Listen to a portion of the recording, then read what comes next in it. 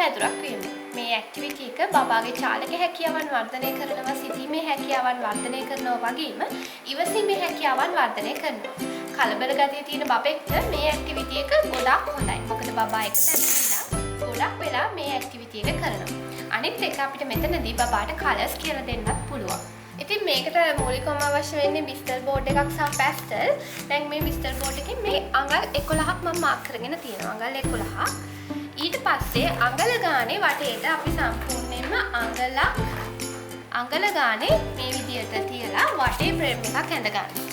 ඊට පස්සේ අපි අඟල ගානේ මේ විදියට තීරු ඇඳ ගන්නවා. ඊට පස්සේ පේපර් කටර් එකකින් මේ තීරු කපා ගන්න පුළුවන්. ඉතුරු විසිල් බෝඩ් වලින් අපිට පුළුවන් මේ විදියට අඟලේ පටි කපා ගන්න. දැන් අපි කරන්නේ මේ අඟලේ පටි බබත් එක්ක එකතු වෙලා කලර් කරගන්න.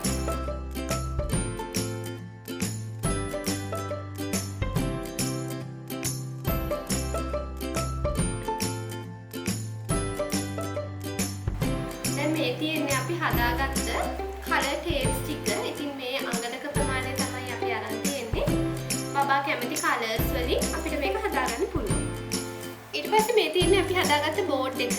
දැන් අපි මේකේ සාමාන්‍යයෙන් අඟලක වෙන්න මේ විදියට අඟලක් වෙන්න කපාගෙන තියෙනවා. පේපර් කටර් එකකින් කපා ගන්න මේ විදියට. මේ බලන්න. මෙහෙම එකක් කර එකක් ඉස්සලා බබා දාන්න ඕනේ.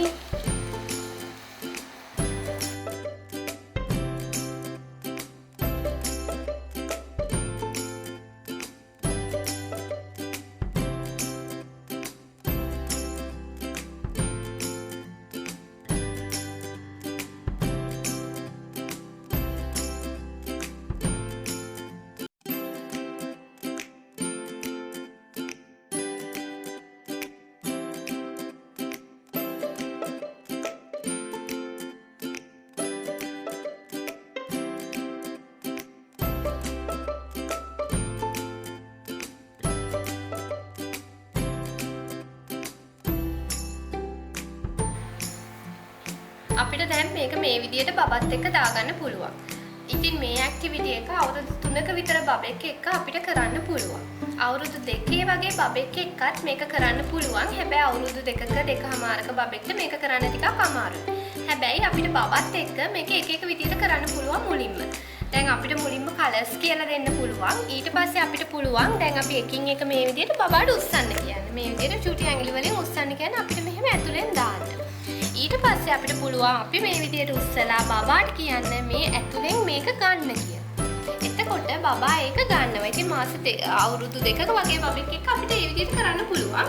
අවුරුදු 3න් ඉහළ බබාලත් එක්ක මේ ඇක්ටිවිටි එක අපිට දේශයෙන් කරන්න පුළුවන්. බබාලා හරි ආසාවෙන් එක තැනක ගොඩක් වෙලා ඉඳගෙන මේ ඇක්ටිවිටි එක කරයි.